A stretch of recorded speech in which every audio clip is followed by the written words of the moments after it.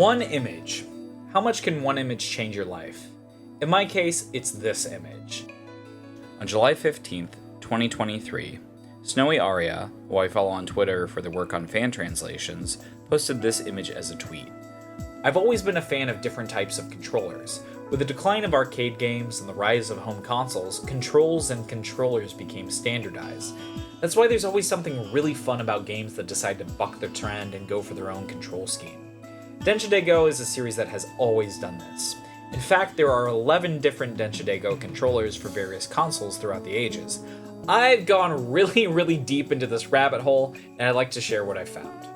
As I mentioned, my fascination with the series started with a Twitter post, but it turns out that I had heard about the series a long time ago since its creator, Akira Saito, was actually interviewed on the first episode of Game Center CX, but we'll get back to him in a bit.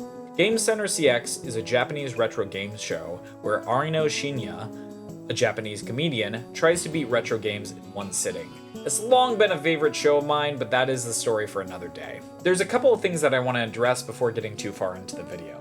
Japanese names are traditionally family name first, then familiar name. I tried to look up the best way to order them, but it turns out the correct thing to do is just to use whatever the source you're quoting uses. This is really annoying since I came across multiple sources and interviews. I've decided to just go with familiar name first, then family name, like we do in the West, and generally just refer to people as family name san after that. The next thing is, since none of the main games ever made it outside of Japan, there's a bit of confusion as to what to call the series. The original name is Densha de Go, which translates into Let's Go by Train. While you'd be correct in calling the series Let's Go by Train, the vast majority of the English-speaking audience refers to it as Densha de Go, so that's what I'll be calling it. I need to be honest in that I'm not really a rail fan. I'm just a gamer who likes the funny controller. So I apologize in advance for any train-related mistakes I'll probably make. Just as the focus for this video will primarily be on games over trains, I'll mostly be talking about the console releases of games in the series. While the arcade releases are super important since they're usually the first iteration, I don't have a good way of getting access to them. I don't live in Japan, and I'm not at the stage in my content creation career where I can just go to Japan and try to track down increasingly obscure arcade machines. Speaking of which, I don't really speak or read Japanese at a level more than a weeb who's into anime. Unfortunately, this means there is game modes that I just can't play, and there's a lot of info in the museum that would probably be really helpful for this video that I just don't know. Sorry for all the disclaimers. With that out of the way, let's go by train. Or as they would say in the land of the rising sun, Densha de Go!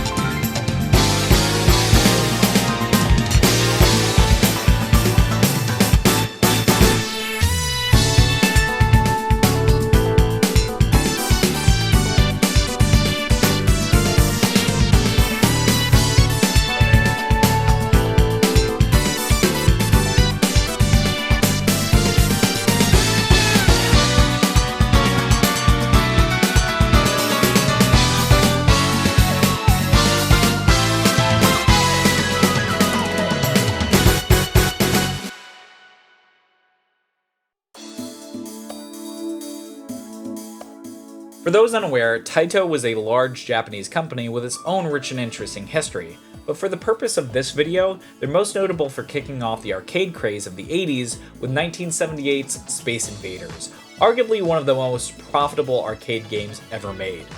As arcades dried out, they were eventually purchased by Square Enix in 2005. Nowadays, most of the Taito discussion falls back to their classic 8-bit games like Space Invaders and Bubble Bobble, but according to Keiji Fujita, Taito's senior mobile producer in 2008, Densha de Go was more profitable than Space Invaders. The creation of Densha de Go goes back to one man, Akira Saito. Saito-san had joined Taito out of college during the arcade rush where he started as a character designer. After about 3 years, he was promoted to designing games, although all of them were commercial failures. Eventually, Saito-san decided to design a game around his childhood fascination, trains. His father worked in the Kyoto City Transportation Bureau facilities, so it's safe to say that Saito-san grew up with trains. When he was attending college at Kyoto Gakuen University, Saito-san often took the Tokaido Main Line. But the main inspiration for making Densha de Go came from a visit he took to the Tokyo Transportation Museum in Akihabara. Saito noticed that the train simulator there was very popular.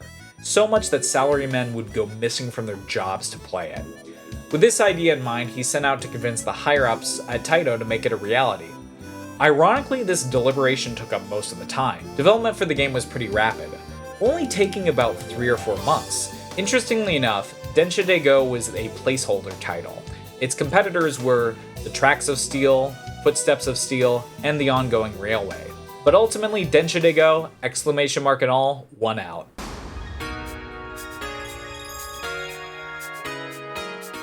When selecting routes, the criteria was to have an iconic starting and ending station, and the route had to be roughly 20 to 30 minutes long. Ultimately, the team decided on 4 lines, 2 from the Kanto region and 2 from the Kansai region. The first line in the game is the San-in main line, which is Saito's personal favorite that goes through the suburbs of Kyoto.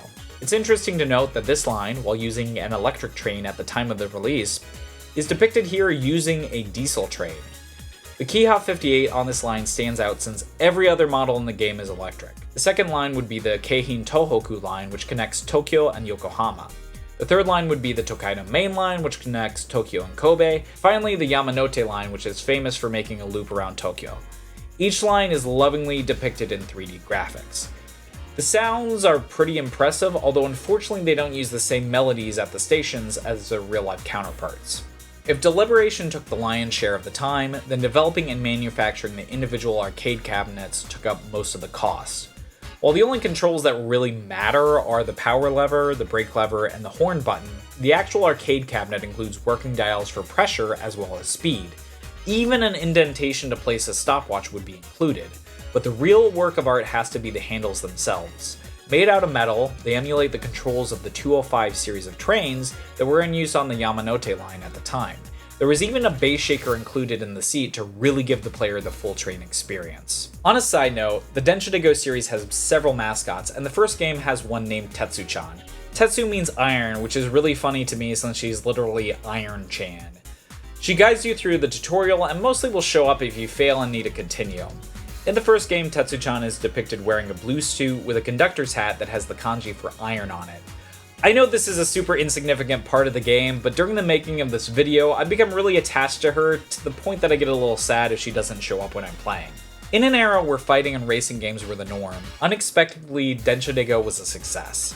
Hardcore train otaku loved it, but surprisingly, real train conductors would play as well. Saito suggested that this was due to the fact that most conductors really only ever drive one line. No doubt some arcade goers got a kick out of driving lines that they commuted on regularly. The arcade version was successful enough to make Taito produce a second revision which included extra versions of the Yamanote and Keihin Tohoku lines.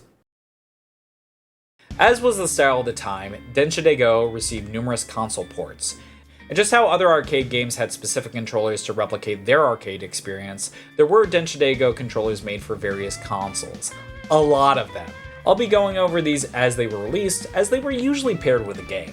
Sorry for the tangent, but I kind of hate how a lot of other videos that cover these controllers and games are like, "Wowee, what a wacky controller that only works on one game!" While working on one game is true for consoles where only one game got released, it's simply not the case most of the time. Heck, you can even use some of the USB ones on PC games. That being said, I'm not going to have a section where I try to play various non-train games on the controllers.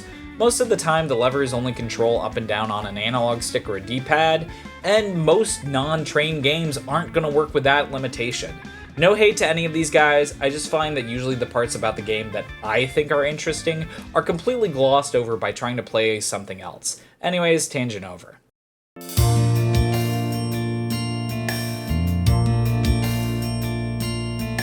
The first console port would be for the Sony PlayStation on December 18, 1997. This came out with the classic two-handle controller. This isn't a requirement though, and all games mentioned in this video are playable on a standard console controller. If you're using the PS1 pad, the brakes are controlled by the square and X button. Similarly, the power is controlled by up and down on the D-pad. Triangle activates the emergency brakes. Finally, circle, L2, and R2 all activate the horn. While this control scheme works, it's indefinitely less fun than the full controller. Like the arcade, it's got one lever for power and one for brake. The emergency brake is activated by going all the way to the right on the brake lever. You can use the B and C buttons to accept and cancel on menus, and the C button doubles as the horn. The PlayStation version was a huge hit, so much that it was released 2 additional times. Once as part of the PlayStation The Best line, which is similar to PlayStation's Greatest Hits here in the US. The other re-release was an entry in D3's Simple 1500 series. The Simple series definitely deserves its own video as it spawned stuff like Onechanbara and Earth Defense Force, but basically the idea was to release simple games at low prices. The PlayStation release of Densha de Go has a special place in my heart since it was the first Densha game I've ever played. A word of warning though, this game is old school arcade hard. To be clear, this isn't to say that the game isn't fun or anything like that, but like other arcade games of the time, it will require you to put an effort into mastering the mechanics. My advice for first timers would be to set the game to easy mode. As the series went on, the mechanics became much more forgiving, but if this is your first time, easy mode will give you the extra points which act as a life system, letting you make more mistakes. The main game loop is as follows. Start at a station and wait for the doors to close, signaled by the door light turning on. Then release the brakes and go full steam ahead. While you're driving, you need to make sure you obey the speed limits. Then start braking as you come into the station. Try to be as close to the stop as possible and as on time as possible. I want to take a quick detour onto what some of these train signs and symbols mean for the uninitiated. This means you're on a decline, so you might want to slow down since you'll naturally speed up. This one means you're on an incline, so you'll need to use more power. This means you can go any speed you want. This symbol means you need to honk the horn. As you go on later into the series, these signals are accompanied by actual speed limits, but in early games, it's not patently obvious what these actually mean or what you should do. Unfortunately for first timers, if you don't know where the speed limits are, you only have so long to react. This kind of makes it hard to decide on a cruising speed since you'll likely want to go as fast as possible. If you go over the speed limit, the ATS, meaning automatic train stop, will activate, bringing you to a complete stop and you will be penalized. If you ever activate the emergency brakes, you'll also lose points. However, you can actually gain points by honking before bridges and tunnels, as well as random rail fans and workers scattered throughout the route. You don't have to go for these hidden horns, but the extra points will help you get to the end of the line. Once you start approaching the station, the stopping procedures begin. You're trying to be within 1 meter of the designated stop point within 2 seconds of the arrival time. Every second that you're late results in a loss of points. Turning on the engine while you're in the station will also take points away. For stopping, you will get penalized 1 point per meter for being 5 meters or less over, and 2 points per meter if you're over 5 meters away. It sounds really simple and like no way it'd be fun, but landing a good or great, which are awarded for being close to the stop and on time, is a fantastic feeling. Besides the 4 main lines, there's not really much else. Supposedly there's different versions of the Sannin and Tokaido lines, but I couldn't find out how to unlock them in the PlayStation version. Interestingly enough, there is a demo included for a racing game by Taito called Side by Side Special. It was never released in the US and is pretty decent, but it doesn't support the train controller. There is also the album mode, which includes pictures of trains as well as a bunch of information that would have been very useful for this video, but I don't know how to read Japanese. Some version of this album mode is included in nearly every game I'll cover in the video. Usually it's just pictures of the trains themselves, but some games will also show you pictures of events and places that the trains travel to. It can be really fun just to see what life is like in these areas.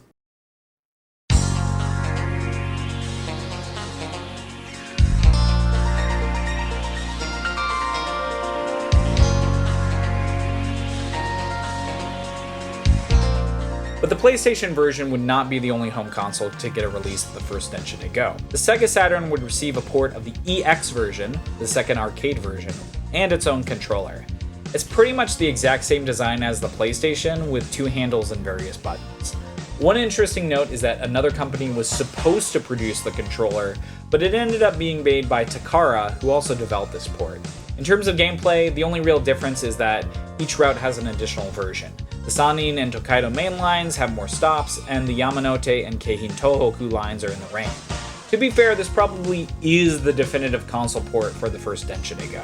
The same cannot be said of the handheld ports. The game was ported to both the WonderSwan and the Game Boy Color. For those unfamiliar with obscure Japanese handhelds, the WonderSwan was Bandai's Game Boy competitor. Interestingly enough, the WonderSwan could be played either held vertically or horizontally depending on the game. Densha de Go on the WonderSwan is in black and white, and I think it might be played in the horizontal mode. The graphics are all super duper crushed down in order to fit on a handheld console, but the gameplay is pretty much the same. The Game Boy Color version is very similar. The UI is pretty different in order to fit on a more square screen, but everything is in color. I really like the little handles in the bottom left to show you the power and brake positions. It's really funny, but there is some digitized audio in this version. Densha de Go! I guess both of these are fine if you gotta have your Densha on the go, but I feel like not having the full controller really takes me out of the experience. Overall, the first Densha game is a great start to the series. It really was just a very simple idea implemented really well. While this one isn't my favorite due to the lack of quality of life features and content future games would have, it's still fun since it's the original. One thing that sticks out to me is just how well the routes selected really were. A lot of games in the future would have stop spaced further apart or long sections of tunnels, but the original 4 are pretty much perfect for arcade action.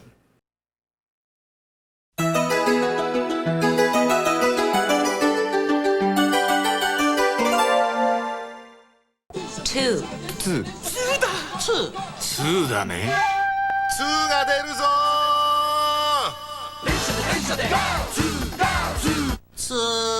Densha de Go's first sequel would be released just a year later. Again, it was a hit, which made Taito produce a revision only 3 months after to celebrate 3,000 cabinets being sold in Japan. Unfortunately, I couldn't find any developer interviews for this or future games until much later, so I won't have any interesting anecdotes going forward. I hope this is okay because I kind of see this as my experience with the series, as opposed to a giant history lesson. With the limited development time, it's no surprise that it plays pretty much identically to the first one, but there are a couple of major differences. Most notable is the amount of content. Compared to the 4 lines in the original, there are 7 main lines, 13 vehicles, and 16 missions. There's also subsections for the routes for different difficulties. This is a great way to guide people to the missions that will match their skill. However, just like the first game, you can set the difficulty to easy if you're newer.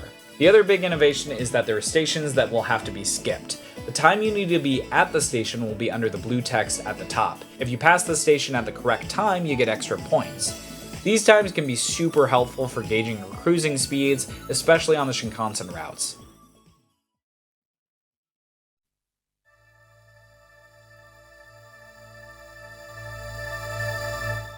The first port would be, once again, the PlayStation on March 18, 1999. This would be accompanied by 2 new controllers, the first of which would be the Mamekon produced by Hori. I can't find any documentation on its creation, but I guess the idea was to have the mechanisms from the arcade, but in a regular controller form factor. Most Densha controllers from this time have A, B, and C buttons, and the Mamekon is no exception.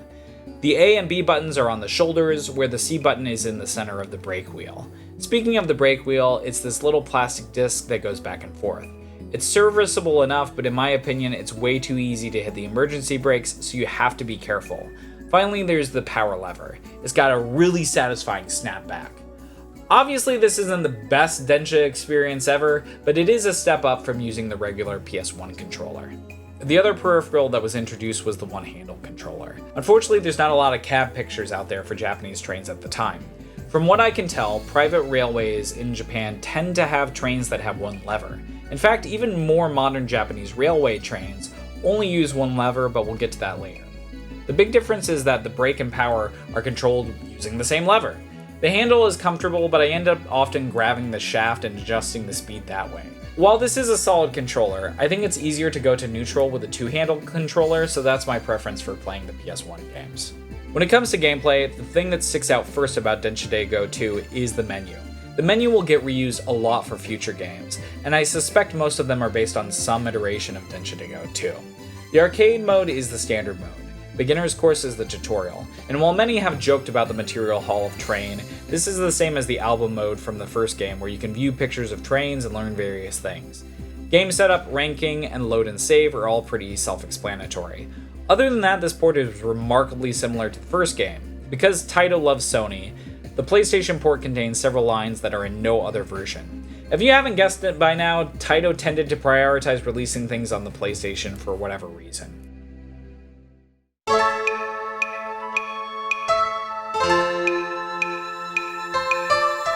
The Dreamcast port is a bit of a weird one. Since it's based off of the 3000 version, there's more content in terms of trains. However, a lot of extras I've come to expect are missing. There is no material hall of train or anything like that, which is a weird subtraction. Since this is a different console, of course, there is a new iteration of the classic two-handle controller. Although I have to say I find it really weird that there's no VMU port. Not having the VMU act as a stopwatch seems like a real missed opportunity.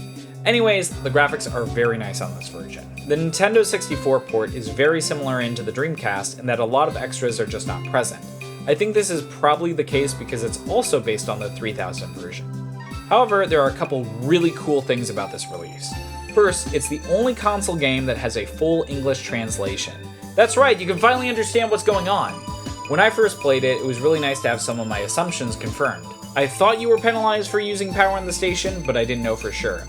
Another really neat thing is that you can use the N64 microphone, also known as the voice recognition unit, to say the signals to get extra points. If you want to do this, make sure you use the right VRU for the region of the game you're playing.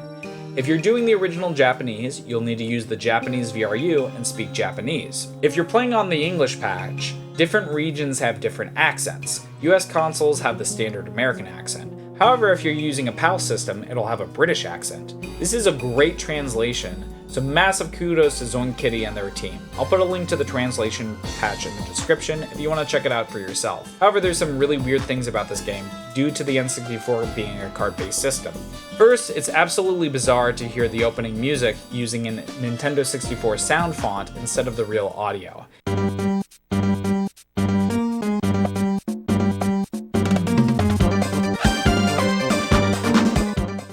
It's also weird how some of the 2D graphics look. Tetsu-chan looks sort of flat in the opening compared to the rest of the systems. This version is also special to me because it's the first time I got a 0 centimeter stop and I freaked out. 0 centimeters! 0 fucking centimeters! Did you see that? I'm a trained fucking god! Finally, Densha de Go would be released for 3 handheld consoles, the Game Boy Color, the Wonder Swan, and the Neo Geo Pocket Color. We'll start with the Wonder Swan. It's pretty much identical to the first iteration of the system where it's all black and white. Kinda sucks that there's no pictures and there are 2 less trains. The Game Boy Color is also remarkably similar to its first iteration. However, the stamps have been replaced with a material hall of train. There's even a super digitized Tetsu-chan in the opening. The new contender this time around would be the Neo Geo Pocket. There's no real intro, which kinda sucks, but I would say the graphics are probably the best of all the pixel art based handhelds thus far. This version also includes a special mode that has various weather effects. These would be the last unique ports for the handhelds for at least a while, since most of the games in the next era would be just downscaled versions for the PlayStation Portable.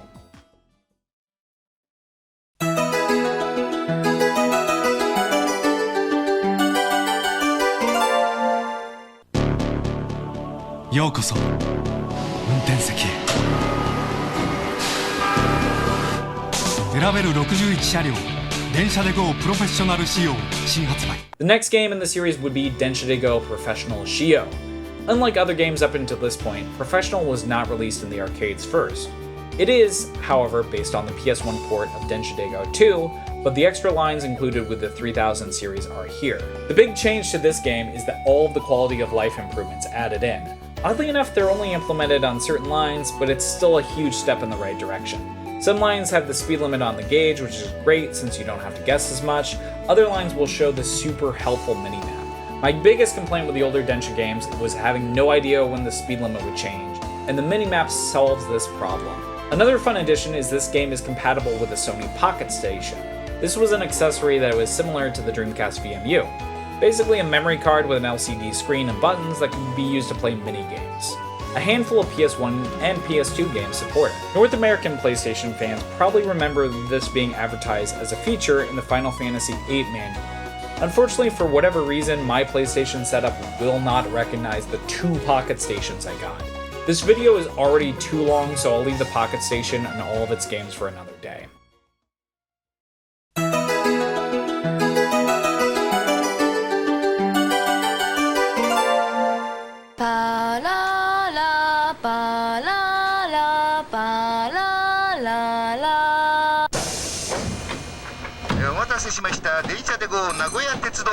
About 2 months after Professional, Taito would release Densha de Go Nagoya Tetsudo Hen. From a gameplay perspective, it's nearly identical to Professional, which is nice since all the quality of life changes are still here. However, it focuses on the Nagoya Railroad Company, which has since been renamed to Meitetsu. This would be the first game in the series that isn't focused on one of the lines operated by one of the Japanese railway companies. There are 9 companies in the Japanese railway group, 6 of which are passenger railway companies. Often they'll be referred to as JR followed by their region. For example, the company that operates in Tokyo is called JR East. Each of these companies has their own color and operates somewhat independently. They were all formed during the 1980s when the government railways were privatized. The companies were not only given the tracks and the trains, but also the land around the stations, so their income isn't all necessarily from rail fares and stuff like that. Anyways, that's a tangent for a different time. As you might have guessed from the title, Meitetsu primarily serves the city of Nagoya, which is famous for its monkey park. There is a way to unlock the monorail that goes through the park, but I have no idea how to do that. Hey guys, editing Swolekat here. I really wanted to get to the mission with the monkey park, so I started streaming Nagoya Tetsudo-hen in order to unlock the level. This is the mission that you're trying to unlock. You can do this by just finishing the first 7 routes. You can see there's a couple silver stars here for doing 1 credit clears, but this is not necessary. If you clear a route while using continues, you'll get a red star. I'm definitely not used to the brakes on these trains, or all the intricacies of Japanese traffic law for the streetcar, so it was nice that my performance still counted. Anyways, it's really unfortunate, but the only monkeys that you're gonna see are on the side of the monorail, as you're just transferring people from the parking lot or station or whatever to the park itself. I still really wanted to unlock it since it's the only monorail in the series, but yeah, there it is. On with the video. Another important note is that Tetsu-chan is depicted in this game wearing a styled hat that is more commonly worn by female train workers. Overall, more Densha de Go Professional set in Nagoya if you're interested in that sort of thing.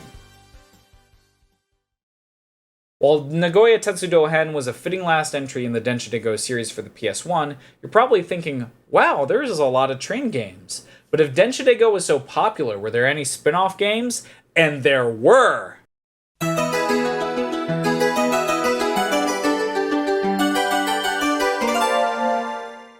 The first spin-off is probably the most natural, Keisha de Go, in which you drive a steam train instead of the electric or diesel trains in the main series. It's got this really hard-hitting main theme that you gotta check out. We go on running to the future so that everybody may get the thrill.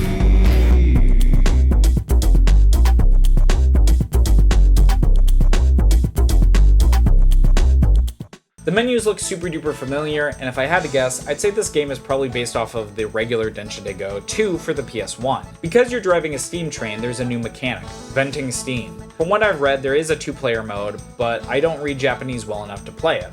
This game apparently did not sell very well, and I think that's for a couple of reasons. First, half of the screen is taken up by the massive engine. One of the main appeals to me of these games has always been viewing the landscape, and imagining that I was actually traveling all across Japan.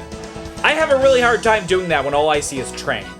I feel like for Japanese fans, there's also less of a connection since nobody commutes on steam trains. The other reason I think this game didn't do as well is that steam trains are just kind of slower, so the game loop is naturally more sluggish. It's kind of like Shinkansen routes where you're just going forever and you miss out on the stopping procedure. But at least with the Shinkansen routes, you're managing checkpoints and trying to hit them at a certain time. Even though Tetsu-chan does look really cute in the black hat, I feel like this is definitely one that you can skip.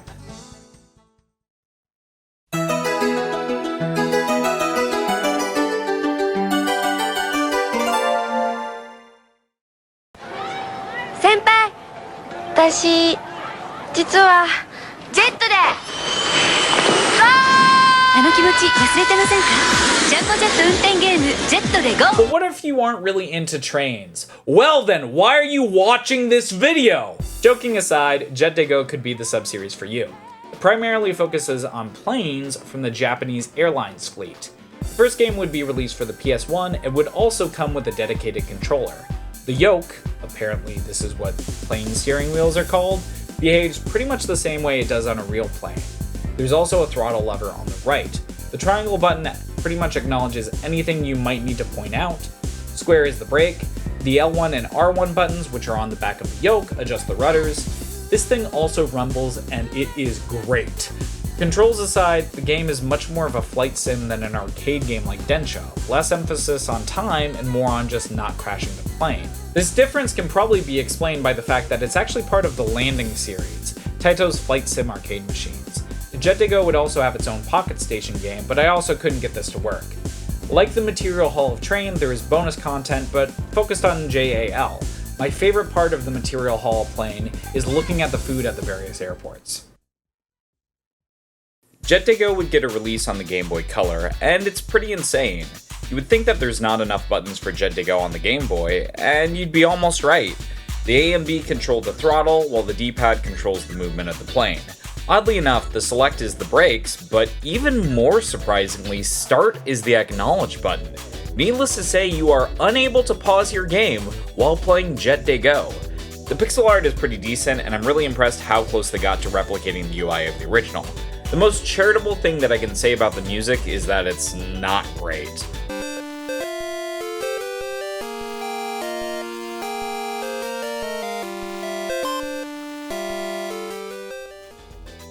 All that being said, I have no idea who would be in the market for Jet de Go on the Game Boy Color, but it is impressive that it even exists at all.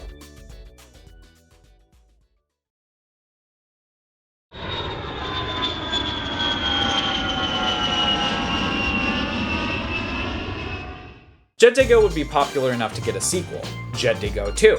This, however, would be for the PlayStation 2 with a PSP version called Jet de Go Pocket, which is pretty much the same game. Thankfully, Jet de Go 2 uses the same controller as the PS1. The art style has been changed a little bit, but my absolute favorite is the new soundtrack. Seriously, there's some bangers. Generally, the gameplay is just more of the first, so if you want that on the PSP or the PS2, Jet de Go 2 has you covered.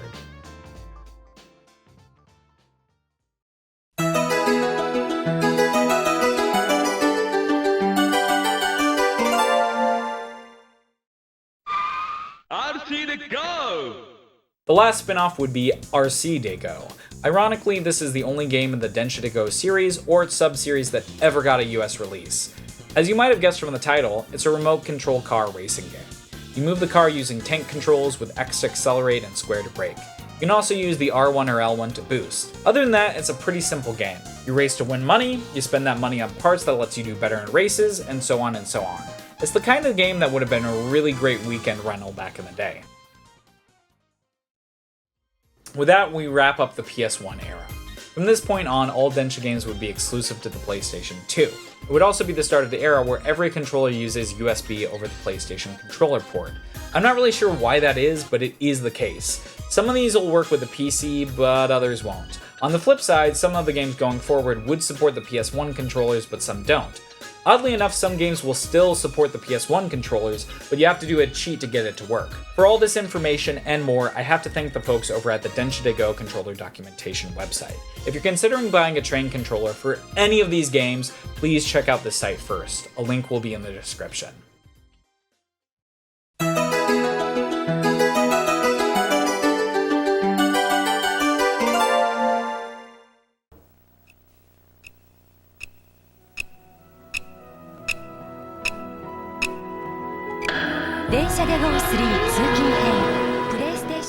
With that out of the way, we go to the last mainline Densha game for a good while. Densha de Go 3, Suking Hen. In this case, Suking Hen means Commuter Edition. It was first released in the arcades in March 2000, but like its predecessors, it would get a special Diamond revision in October 2000 to celebrate good sales. However, the Diamond revision was released at the same time as the next Densha arcade game, so the arcade cabinets are pretty rare. The PlayStation 2 port would also be popular enough to get a release under the simple 2000 series.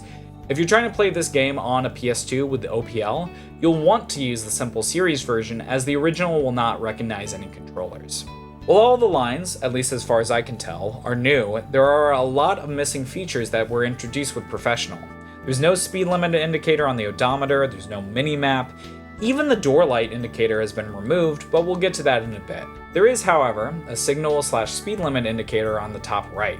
They've also added the possibility of passengers arriving late and delaying your departure time. Other than that, the biggest change is just the graphics. It definitely looks better than the PS1 releases. The extra resolution of the PS2 makes the buildings look nice, and the pop-in, while still there, is a bit less noticeable. despite the subtractions, some staples of the series remain. First, the material hall of train is intact and filled with photos and videos. Once again, a Pocket Station game is present, but unfortunately I can't get it to work. I'm really sorry, I really want the funny LCD memory card game, but I'm limited by the technology of my time. But let's talk about the real change, the Type 2 controller. While it looks like the PS1 two-handle controller with a slightly different top for a power lever, there is so much more. The next obvious change is this tiny LED. As mentioned previously, the door light is no longer in the game. Instead, it's been moved to the controller. I know it's really simple to turn a light on and off, but I still love this little detail. The Type 2 would also come with a foot pedal for the horn. A lot of future controllers would also have this feature, and thankfully the pedals are compatible with each other. It's solid enough and attaches to the back of the controller using a 3.5mm jack. The final surprise that the Type 2 holds is that it has rumble. Feeling the controller move in sync with the sounds of the game put it over the top for me to make this my favorite Densha controller thus far.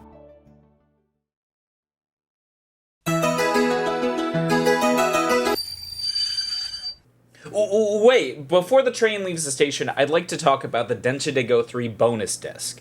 A viewer and stream regular took a trip to Japan and was nice enough to pick up a copy of the original release of Densha de Go 3. Thank you again, Bubrub. You might have noticed that the shots in the manual in the last bit, and those actually came from me scanning it in. In fact, you can now view the full manual of Densha de Go 3 on the Internet Archive. Anyways, the first thing I noticed about the game after getting it in, besides the manual, is that it came with 2 discs. I thought this was a bit odd since both of the discs are on CDs. If you didn't know, the PlayStation 2 had games on both CDs and DVDs, but usually the CD releases were cheaper, which makes sense for the Simple series and Densha de Go in general. But I really wanted to know what was on that second disc, so I popped it in and it's really strange. It is a Densha game, but all you can do is go on one Shinkansen route and that's it. There's no score while you're driving, no mini-map, and only one station to go to. I have no idea what the reasoning behind this is, but my guess is maybe to hype up the future Shinkansen game, or maybe as a tech demo? Still, very interesting, and Tetsu-chan looks super moe with the fang. Okay, on to the next game.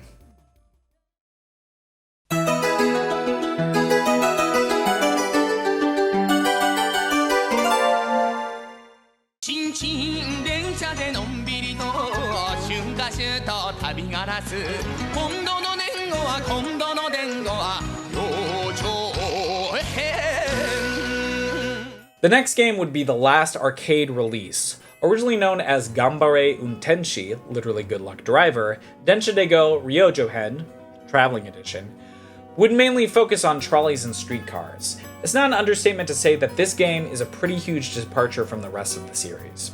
Instead of focusing on strict timetables, you need to make sure you open and close doors on the correct side. However, the big change is how braking works. Instead of it going to a certain brake level, holding it increases the brake level and releasing lowers it. This is really stressful, combined with the fact that you need to brake for automobile traffic. Due to the traffic and pretty constant stops, you can never really go faster than 20 kilometers an hour. It's pretty much the exact opposite of the issues I have with a Shinkansen, and it's still not fun. Ryojohen also released with its own controller to accommodate the new mechanics. This is probably the most expensive Densha controller that I'll cover in this video. I was able to get a pretty decent deal thanks to our sponsor.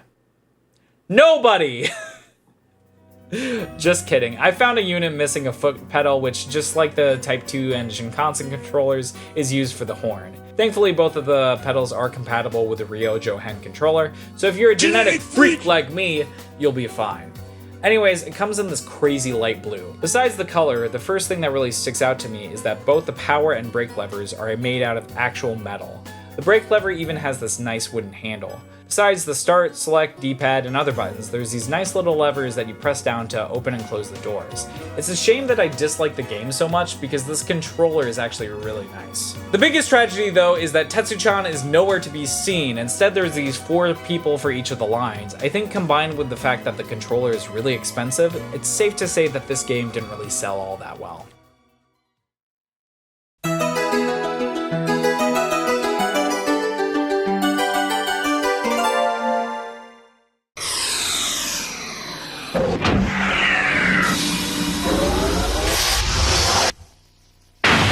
電車で GO 新幹線山陽新幹線編発進 The next game that would be released was Densha de Go Shinkansen Sanyo Shinkansen Hen.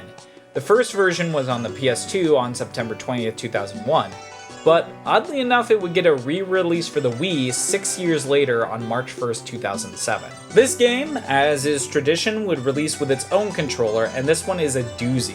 It's based off the controls for the 500 series Shinkansen. Unlike most other Densha controllers, the brakes are on the left and the power is on the right. Like the Type 2 controller, it also included a foot pedal for the horn as well as an LED light for the doors. Another similarity is that the controller also rumbles. But the big change is the LED panel that actually works. The speed is shown on a regular 7-segment display as well as this weird slope thing. The ATC also has a 7-segment display, and there's a row of LEDs that light up as your speed approaches the ATC, starting with 10 kilometers under. Honestly, I found myself looking a lot more at the controller than the screen sometimes. I feel like the Shinkansen is sort of a weird space for me. On one hand, it's a really famous type of train. It's probably the type of train that most people think of when you say the words Japanese train. Alternatively, there was a reason that the Shinkansen was passed over for the first game. Too many tunnels and not enough stops. Nailing the stopping procedure is, for me at least, the best part of Densha de Go. And due to the fact that most Shinkansens are express lines, you're usually not stopping that frequently. Simply going fast isn't really as fun as it might be made out to be. As a consequence, the Shinkansen game feels really hollow. The scoring is also way more forgiving. The general vibe of the train is shown by these passengers on the top right. As long as they're not angry, you're fine. Which is okay, but it feels weird to me to pass the round if I'm over the stop by 15 meters. As I mentioned earlier, there was a Wii release. This comes with its own controller, which is very similar to the PS2 one, except for there's no foot pedal, there's no rumble, and the LED screen has been replaced with just a sticker. Also, big thank you to Bob for getting me this controller as well as the rest of your support. Seriously, thank you. One cool thing is that the conductor's voice will actually play out of the Wiimote. The UI has also been updated to be way more Frutiger Arrow. It's hard for me to say if this is better or worse than the original UI, it's just more in line with what the Wii looks like. The gameplay is pretty much identical, however being the EX version there's a lot more trains to choose from, and graphically it looks a little bit better than the PS2.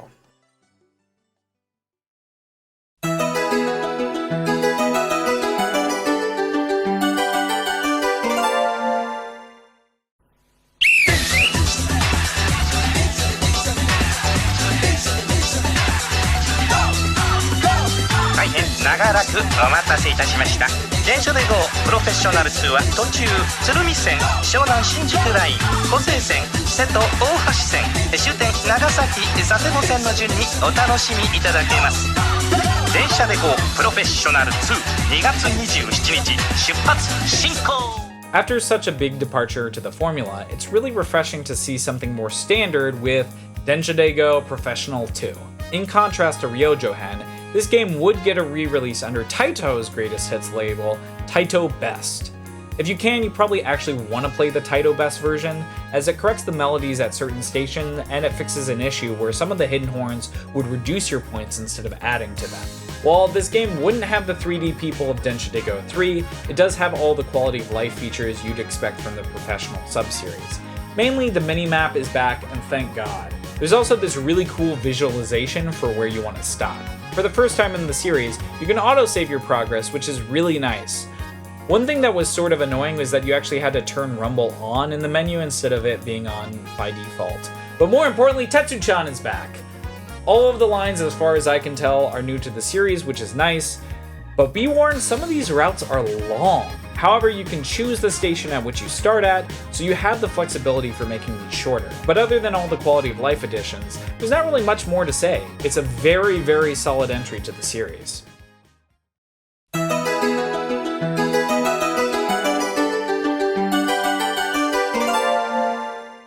That's right, the next game in the series is Train Simulator plus Densha de Go, Tokyo Kyuko Hen. You might be asking what the hell Train Simulator is, but we'll get to that in a bit. This game breaks the Densha de Go tradition of using computer graphics in favor of full motion video. I know that FMV are 3 dirty letters when it comes to video games, but it actually works really well. The game slows down or speeds up the footage based on how fast you're going compared to what the real life train was going. Probably the biggest advantage to this approach is that all the landmarks are just there. I imagine if Densha de Go ever wanted to include a route that passed by, let's say, Tokyo Disney, they'd probably have to work with Disney to model the park. With video, no license is needed. This game mostly focuses on routes from the Tokyu Railways Company. It's really great to see some more non-JR stuff. There's also a new mascot featured in the menus and in the opening scenes, but I don't know enough Japanese to figure out who she is. Another important note is that this would be the first appearance of Densha de Go on the PSP. The gauges and indicators have been moved around a bit to accommodate the smaller form factor, and the UI and mascot are a lot more flat. But other than that, it's the exact same game. Overall, it's a really neat approach, which brings us back to the question, what is Train Simulator? And for that, we need to talk a little bit about Japanese jazz fusion.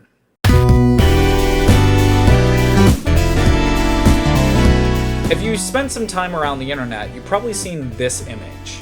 You've also maybe heard this album, Cassiopeia's self-titled debut in 1979. Or maybe Mint Jams is more your speed. You hear those keyboards? That's Minoru Mukaya. And while he does tickle the keys splendidly, he's the founder of a company called Ongaku-kan, literally translated as Music House. The company originally focused on the rental of musical equipment, but slowly started to shift into Mukaya-san's other main interest, trains. While the company would release their very first train simulator for the PC in 1995, 1 year before Densha de Go, they would go on to do all sorts of things with trains, the biggest being making platform doors, but also composing a large amount of train melodies. If you spent any time in Tokyo, you probably heard some of Mukaya-san's work. To this day, they still make simulators that are used to prep actual train drivers. Remember when I said this? But the main inspiration for making Densha de Go came from a visit he took to the Tokyo Transportation Museum in Akihabara. Saito noticed that the train simulator there was very popular. Well, that wasn't them, but it would be really cool if it was, wasn't it? Anyways, that's right. Densha de Go isn't the only train game in Japan. Train Simulator also has a long storied history. The first train simulator game for consoles would be Train Simulator Real, the Yamanote line from 2001. While this is the first train simulator for the PS2, it is the 21st in the series, but the older ones would be PC and Mac exclusives. Unlike Densha de Go, train simulator games usually only focus on one line, likely due to how much video is in one of these games. Besides the full motion video, the first thing that sticks out is how goddamn great the music is. As for gameplay, it's pretty similar to Densha de Go. You've already seen the FMV style from Train Simulator plus Densha de Go. The 3D cab is modeled off of the Class 205 train that ran on the Yamanote line at the time. The game is able to do the full loop, which is pretty neat. In most train simulator games, you'll have drive and examination mode. There's no real points or anything in the drive mode, it's more for you to just drive the train and watch the footage. If you play examination mode, you will be scored to try to unlock stuff. As the first train simulator game for the PlayStation 2, it really only supports the Densha de Go Type 2 controller. Unfortunately, the rumble doesn't work, but the door light still does. It was really confusing to get it working because you need to go to brake 7 instead of the emergency brake like the Densha games. I'm guessing this is probably more accurate to what train drivers actually train to do in real life. Other than that, it's very similar to Densha, but much different visual approach.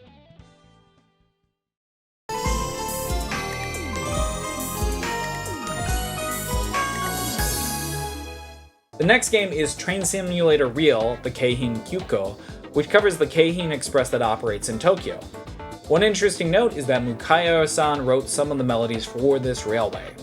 Other than the railway itself, another banging set of tunes, and some minor UI tweaks, it's pretty much the same game. Except for the fact that it released with its own controller. That's right, Taito wasn't the only company making train game controllers. I present to you the Train Mascon. Mascon is the Japanese abbreviation for Master Controller. It's most similar to the one-handled controller for the PS1, but it uses a USB like the rest of the PS2 controllers. It also has a D-pad, start and select, and 3 buttons. Interestingly enough, the A button is pressure sensitive and used for the horn. This lets you give it either a light tap to use the horn a little, or really push down to assert dominance. On the left, there's lights for the doors, ATS, 45 km per hour speed limit, and 15 km per hour speed limit. For mysterious things that I've never used before is the ATS button, a big white button next to that, and another lever on the top right which goes forward and back. I think in the examination mode, if you go too far forward, you'll have to kick it into reverse and go back. The main handle feels really good using one hand or both. It's a pretty decent controller. Unfortunately, it only works on train simulator games, so it's kind of hard to recommend.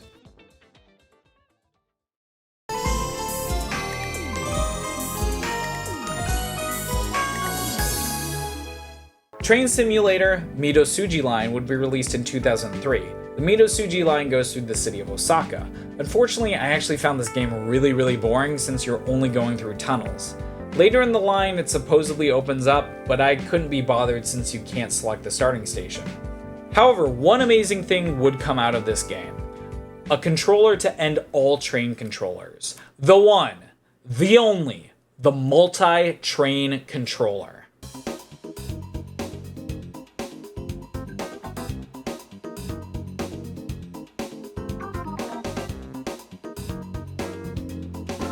At first glance, it looks very similar to the train mascot, except for there's an extra button and the lights have been made smaller. But the real power of this controller lies in the fact that you can replace the notches. When doing initial research, I thought this would be some plastic thing that maybe I could 3D print, but no. These are full-blown cartridges called notch gear cassettes. There is a PCB inside these things, which is important since using the wrong one will cause the game to not recognize the controller, but I'm getting ahead of myself. You can replace these by going into neutral and then pressing the tab on the back. Then you just slot a new one in. When the multi-train controller was released, it came with 4 different cassettes, usually named by how many power and brake notches there are. The included ones are the P5B8, which emulates the Densha de Go Type 2 controller. The P5B8 is also the one that most games use. The P5B5, the P4B7, and the P4B7 without B1, often called the P4B2-B7. However, with the release of the next game in the series, Train Simulator Kyushu Shinkansen, 2 additional cassettes would be released. The P5B7 and the P13B7. These standalone cartridges are exceedingly rare and expensive. However, with all the cartridges, you are literally able to play every single Densha de Go and Train Simulator game that was ever released for the PS2, which is pretty amazing. As for the controller itself, my main gripe is that the handle is just too big to be held comfortably in one hand. Because you usually want to have your hand on the horn for most Densha games, I feel like it's not a great fit, and I end up just grabbing the shaft, which is really weird.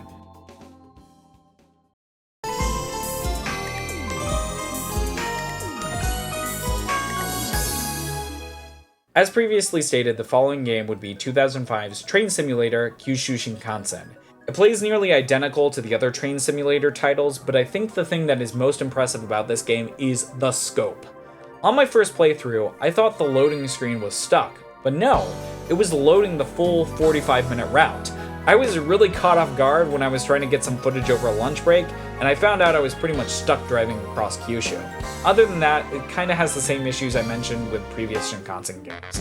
But if you've already invested a crazy amount of money into notch gear cassettes like I have, you have to play this game.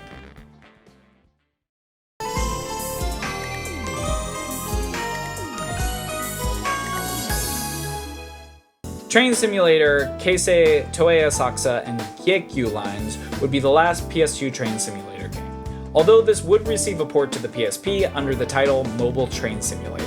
This iteration mainly focuses on trains around Tokyo that go to both Narita and Haneda airports. It plays pretty much the same, but there is one major addition that feels like almost cheating. Pressing the B button will bring up a graph that shows you where braking at certain levels will get you. It's way easier to line up your stop if you have this visualization. Other than that, not much to talk about. This would be the last Train Simulator game released on consoles.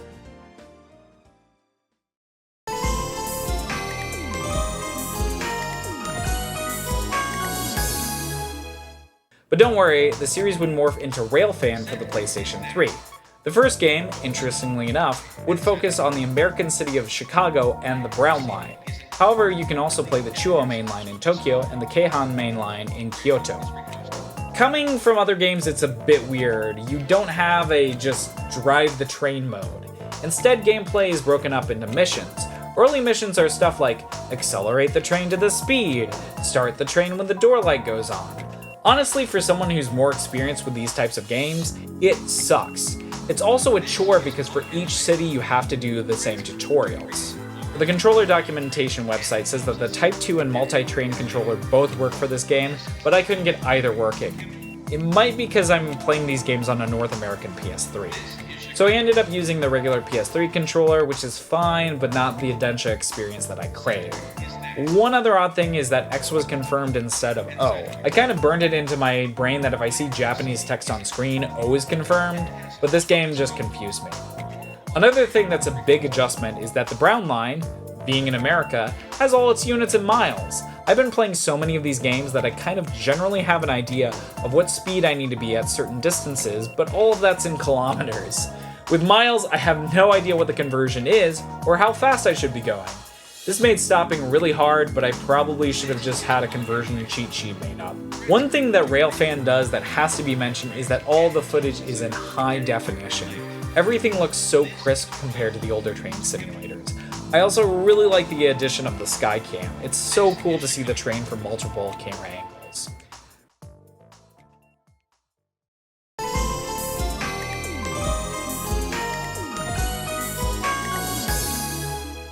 Railfan would be followed by Railfan Taiwan High Speed Rail, which would cover the Shinkansen equivalent in Taiwan. Interestingly enough, you can set the language to English, which is a real treat.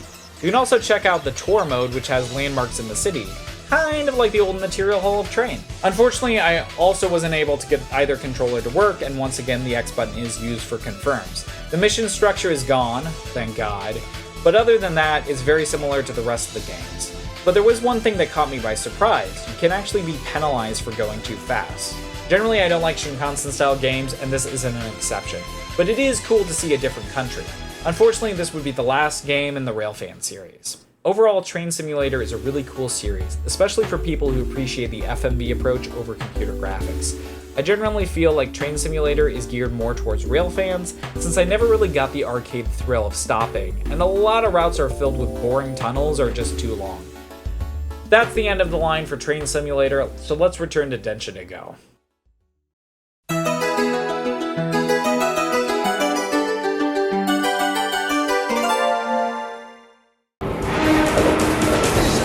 あの電車で GO がついにファイナル。登場車種60種類以上、選べるダイヤ50種類以上、山手線、中央線、東海道線、大阪環状線、人気の4路線を収録。電車で GO ファイナル好評発売中。 The last game in the series would be appropriately named Densha de Go Final, and god, what a way to go out. The soundtrack is amazing. Although if you're having stuttering issues and using OPL, make sure to turn on mode 1. As far as the gameplay is concerned, Final pretty much takes the best part of all the series. The point system from the older games has been abandoned in favor of the much more lenient rider happiness system present in both Shinkansen and Ryojohen. The UI from Professional series is here, letting you know where the speed limits are going to change, and you can even see the speed limit on the dial itself, which is a huge improvement. A combo system has also been added for hitting the speed limit, honking horns, and other actions. Apparently there is a multiplayer mode in here somewhere, but I'm not fluent enough to figure out where that is. This game would be cut up and released per line on the PSP. UI has been moved around, but other than that, it's pretty much the same game. I have been ignoring the PC releases for these games since they have their own dedicated controllers, and that's a whole different rabbit hole. But I did want to mention that the PC version of Densha de Go Final does have an English translation. So if you're interested in that, definitely check it out. Overall, there's not much more to say about Final. It's the definitive Densha experience, and it is what I would recommend to newer players unless you have to be on the PS1. So I hope you've enjoyed this fascinating... Wait. What? More Densha? Oh, yeah. あの電車で GO が Nintendo DS で復活。タッチするだけの簡単操作、さらに昭和の路線を体験できる昭和モードを搭載。電車で GO 特別編復活、昭和の山手線。 In 2010, the Yamanote line celebrated its 100th year anniversary, and there's no better way to celebrate trains than releasing a new Densha de Go. Densha de Go Special Version, revived Showa Yamanote line, would be released for the Nintendo DS on July 22nd, 2010. Editing note here, I had initially wanted to have station signs to represent every single game, but I kind of decided against it once I got here. The full name for this game is Yamanote Sen Meimei Hakyu Shuen Kinen Densha de Go Tokubetsu Hen Ukatsu Showa no Yamanote Sen, or in English, celebrating the 100th anniversary of the Yamanote line, Densha de Go Special Edition Revived Showa Yamanote line. I'm glad I went with the map instead. Besides having a ridiculously long name, the other important note is that this game was actually developed by Ongaku Kan, the developers behind Train Simulator. You see, that huge detour was an important part and actually not me spiraling into train game autism, honest.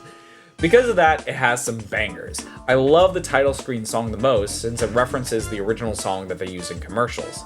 The commercials for the Densha de Go are super surreal, and there's also an anime version of the song which is too kawaii. It makes my heart go doki doki nya!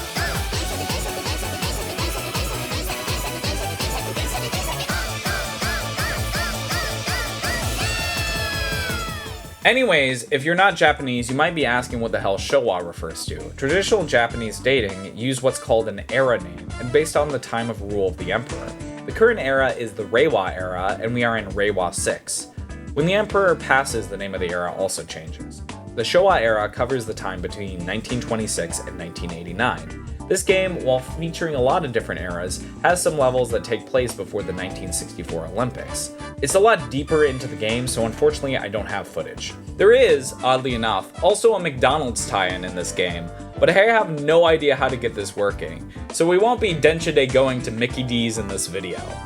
Being a DS game, it has touchscreen controls. You can click on where you want the brake or power to be.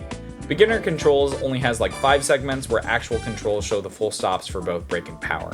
It's okay, and I don't really feel that strongly about it. What I do feel strongly about is that Tetsu-chan is nowhere to be seen. Instead, you get this weird ticket guy. I guess it makes sense since it's Ongaku-kan instead of Taito, but still it kind of feels weird. The gameplay is pretty much what you'd expect. It returns to the more traditional point-based system of older Densha games. However, it is possible to earn points back by stopping on time and at the right distance. Like the original Railfan, you're not just driving the train, you have specific missions you have to complete. Since I don't have to do the tutorial 3 times, I feel like this structure worked a lot better.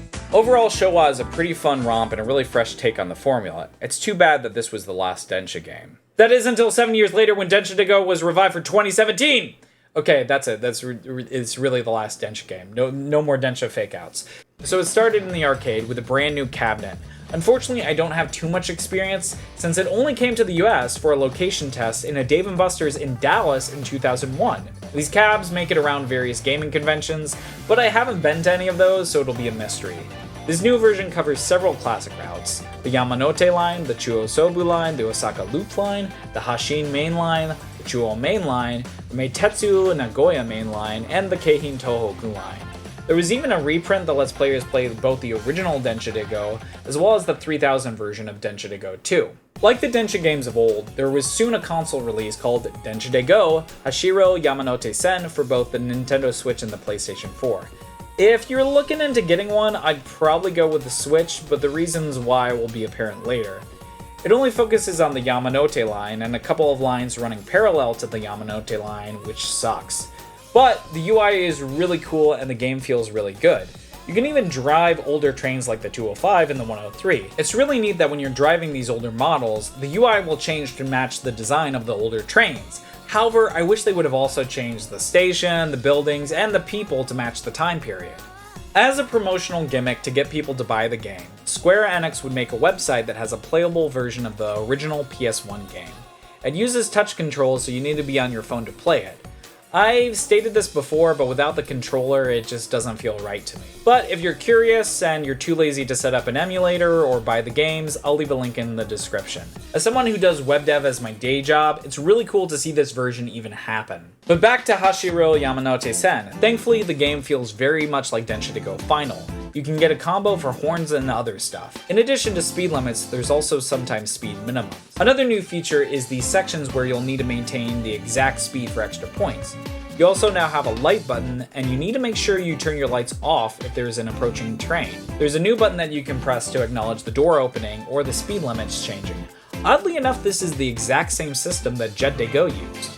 It can be a lot, but these additions really spice up the gameplay.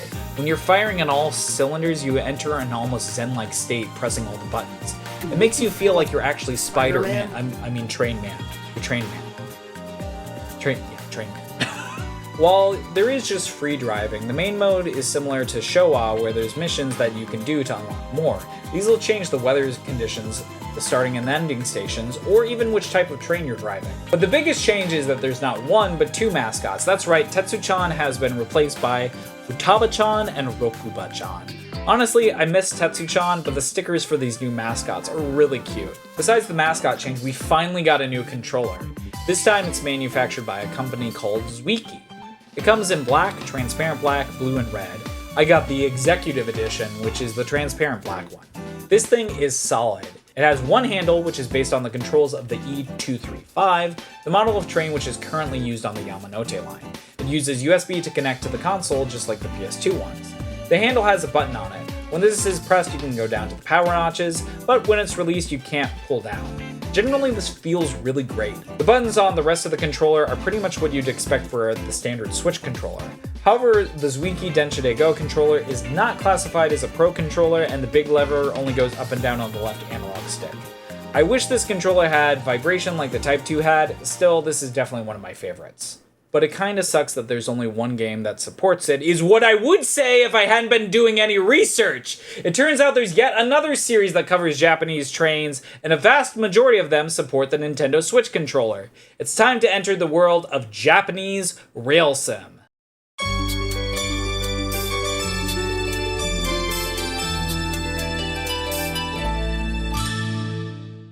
The first game I'd like to talk about is Tetsudo Nippon Rosentabi Sangi Tetsudo Hen.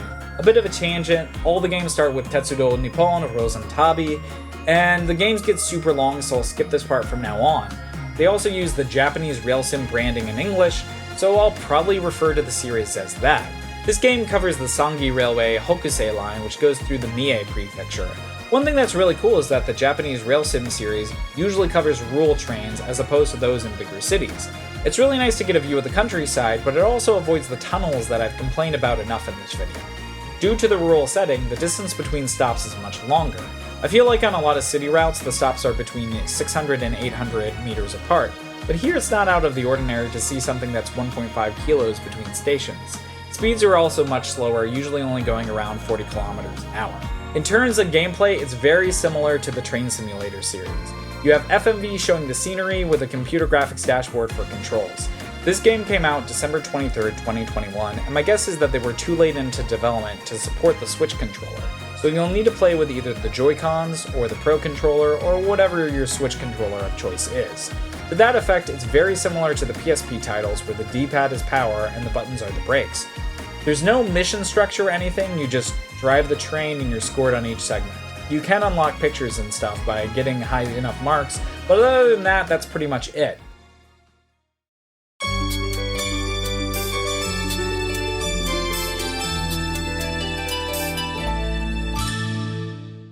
The next game that would come to the Switch is Japanese Rail Sim Journey to Kyoto.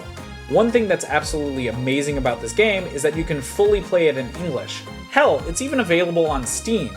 After covering two companies that haven't targeted the Western market at all, it brings me to tears that there's finally a Japanese rail sim company who's going through the effort to translate their works. This game covers both the Kuruma and Aizen lines that operate in Kyoto. It's pretty much identical to the Sangi Railway version. Unfortunately, this includes the fact that there's no Zweiki controller support.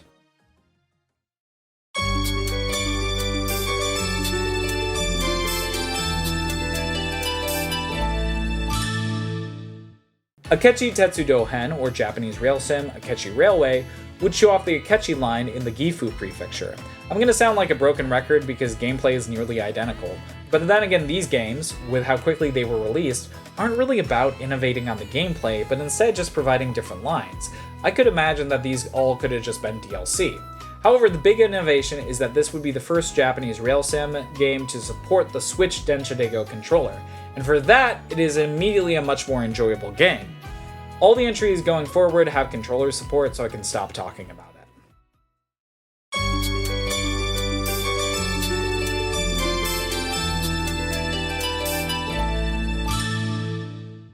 Coming just 2 months later, Nagoya Tetsudo Hen would see the Japanese rail sim franchise follow a familiar route. That's right, we're back in Nagoya with the Meitetsu company. Right off the bat, you're hit with the fact that this game has the waifus. The default girl is named Tetsuko, literally Iron Girl, but you can unlock others by doing well on the routes. You can also unlock more trains or even bits of a museum. One thing that immediately stands out in terms of gameplay is that the graph from Train Simulator is back. Unfortunately, you don't see the brake guidelines, but it's still a huge advantage over eyeballing and memorizing the numbers for when to stop. Not really much to say, but it's fun to see a line that we've already driven being represented once again. You can also buy it on Steam, so check it out.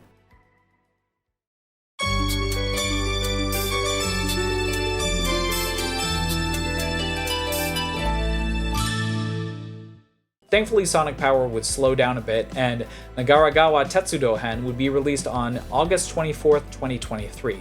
This game is very special because it celebrates the 10th anniversary of the Japanese Rail Sim series.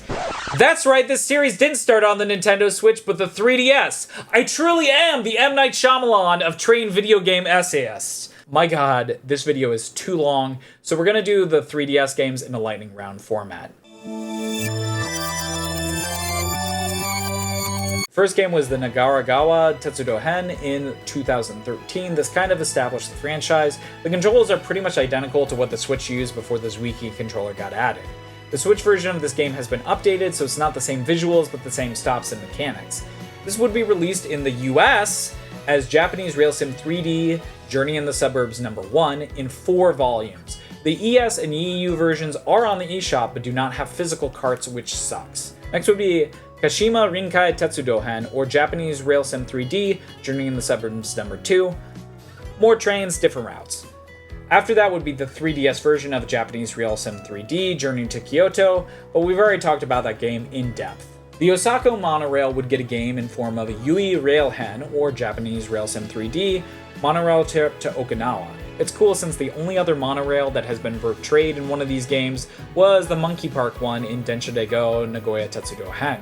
Omi Tetsudohen, or Japanese Rail Sim 3D, 5 types of trains, would follow. I really like the fox mascot in this one, but the cab looks really crusty. I forgot to get footage of this one, but apparently it's called Jomo Denki Tetsudohen. After that would probably be the most surprising game in this video. Kinkansha Tomisen Ogaiwa Tetsudo o Hashiro. That's right, an officially licensed Thomas the Tank Engine game. Unfortunately, when this came to the international audience, the license would be stripped and would just be called Travels of Steam. The final 3DS game would be Aizu Tetsudohen, and that wraps up the lightning round. Back to Nagaragawa Tetsudohen. The anime waifus are back as well as the chart. For some reason, I had to go into the menu to get the Zwiki controller to work. As I mentioned earlier, the UI and the footage are different from the 3DS game, and with the bigger real estate on the controller, I don't really think there's a reason not to play this over the original.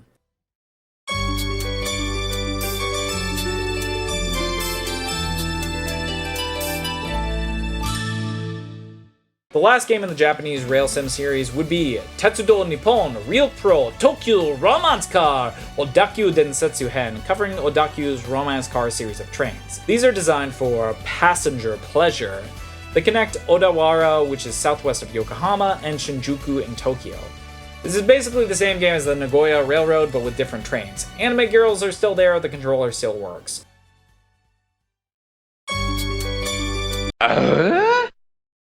I've taken so long on this video that the inevitable has happened. A new Japanese Rail Sim game has been released during the production process. Tetsudo Nippon Rosentabi EX Tozan Densha Odakyu Hakonehen is the actual latest game in this Japanese Rail Sim series. Like the previous games, it covers the romance car series of trains, operated by Odakyu. However, it is centered around the town of Hakone, which is famous for the hot springs that are in view of Mount Fuji. Otakus might better know Hakone as the site of Tokyo 3 from Evangelion. I had made a couple of predictions when I first learned about this game, and I'm glad to say nearly all of them came true. This game is on Steam, titled Japanese Rail Sim Hakone, Town of Natural Beauty and Hot Springs, and you can play it in English. It's really nice since the train announcer will actually spout off trivia about the train and Hakone while you're driving the train. The waifu is back, but there's only one of her, and her name is Nodoka. There are multiple seasons that you can drive the train in. You can also apply filters on the video, but nearly all of them gave me a headache. You can also change where the UI is, which is nice if you're a streamer, because when it was on the bottom right, I was blocking it. This game does support the Densha de Go controller, but you have to turn it on in the settings. Speaking of Densha de Go, this game introduces the horn mechanic from that series. You'll also need to use water to increase traction. Also, the scoring has become a lot more strict, which is actually a pretty welcome change. The speed graph, however, is still there, making braking a breeze. The route in Hakone is also really intense because of the steep inclines. It can be a real challenge to maintain the proper speed, going both up the mountain and down it. As a Steam reviewer said, this is probably the most fun you can have going 10 miles an hour. Overall, JRS Hakone is probably my favorite game in the series. I really hope they continue to add unique mechanics to the next game. Overall, I consider Japanese rail sim to be a worthy successor to the Train Simulator series, especially if they bring any of the new Switch games over to the West.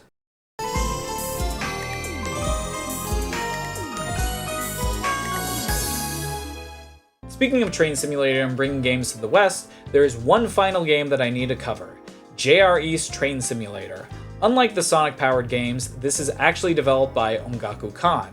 It only came out on PC, but it is available on Steam. Do you remember that time like 10 years ago when all Japanese games that got ported to PC sucked? Well, this game has all of those problems. The resolution is maxed out at 1080p, you can't go over 60 FPS, and there's no widescreen support. It also doesn't support the Zuiki controller at all. So while editing this section, I actually checked the JR East Train Sim page again, and I saw that they actually do now support the Zuiki controller, but there are a ton of bugs, and the best way to get around it is to start the game and then connect the controller. I'm glad that it works, but like, why is this also crazy? This game is terrible. It does support mouse control, keyboard, or Xbox controller. As far as it plays, it's pretty much the same as the rest of the Train Simulator games. The big appeal with this game is that it's all new footage, it has recent trains, and it is officially licensed by JR East. The big downside to this game is the price. It is $30 and it never goes on sale. What gets worse is that the base game only comes with the Yamanote line, and the DLC is absolutely outrageous. Each line is at least $30, and to get all of the lines, it is $554.85 goddamn cents. I think I've shown through this video that I love train games, but that is beyond crazy. The bad news is that this is all due to regional pricing. Literally every DLC is $10 more in America. I don't know why this is the case, but it makes it impossible to recommend. Just play the older games. Boo, I didn't make a transition. Again, I've been at this too long that another Densha adjacent game came out during the video creation process. But this one is really cool. It's called 00 Perfect Stop. If you haven't heard about it, that's probably because it was only released for a console called the Playdate. Playdate debuted in 2022, and it was created by Panic Incorporated. It's kind of like a Game Boy, but the screen is all in black and white, and there's a crank on the side. Anyways, the game was developed by Hunter Bridges, who previously worked on Sonic Mania and Penny's Big Breakaway. Hunter's a really cool person who's also into train games. In fact, his website, Yamanote Style, helped me make this video by providing some of the station jingles. 00 is a very charming homage to Densha de Go. In fact, the game has its own mascot, Ray-chan. Anyways, the game covers the fictional Fuji Express, so none of the stations or the train are real, but every station does have its own melody. You can choose from either a 1-stop, 3-stop, or 5-stop route. Or if you're feeling extra spicy, you can do the entire route as an express line. The game pretty much plays exactly like Densha de Go. For the controls, you use the crank as sort of a one-handled train controller. This works surprisingly well, although I do miss the physical feedback of the notches. The game's physics aren't as sophisticated as Densha, but it's still a fun time. Surprisingly, the game is actually using the FMV approach pioneered by Train Simulator. I'm not sure if it's the dithering or some other trick, but I wouldn't have had any idea if I didn't see this tweet. Overall, if you're watching this video and at this point and you own a Playdate, you really should buy this game. Oh, and by the way, I'm in the credits! I'm in the credits, look at me, I'm sort of a big deal. Seriously though, I was honored to be invited to be in the playtest, and super stoked that I made it into the credits. It's always been a dream of mine to be in the credits of the game, and it's finally happened, so thank you, Hunter. When I was first writing this script, I managed to find the original tweet that had sent me on this journey in the first place. I told Snowy Aria that their photo had sent me on a year-long rabbit hole. She asked if I had come out stronger on the other side. At the time, I really didn't know how to respond, so I said it was to be determined. I think I finally have my answer after putting this all together. Yes. I know effectively it's just me sitting in my house spending way too much time on the computer, or spending way too much time playing games, or spending way too much money on weird controllers from Japan, but it really has been a journey. A year ago, I couldn't have imagined I'd be making a video however long this is. I've learned so much and I've found so many cool people who are into a lot of the same things that I am. And for that, I am grateful. I'm gonna be honest, I have no idea when the next video is gonna be. Doing something this big has definitely taken a lot out of me. And while scripting, recording gameplay, doing the voiceover, and editing have all been a one-cat operation, I do want to thank the regulars from my Twitch stream who definitely support me way more than I deserve, all the mods there who I've been able to bounce my ideas off of, the Invalid Gateway team, and countless others. Thank you so much for watching my slow descent into train madness. Fingers crossed that there's enough of you out there, so maybe I can sneak my way into the YouTube partner program. If you want to catch me playing retro games, or generally just being a degen, check me out on Twitch. I think that's about it. I'll see you guys when I see you. Densha de Swole! No. That's not right. That's not how we do it. Densha de come!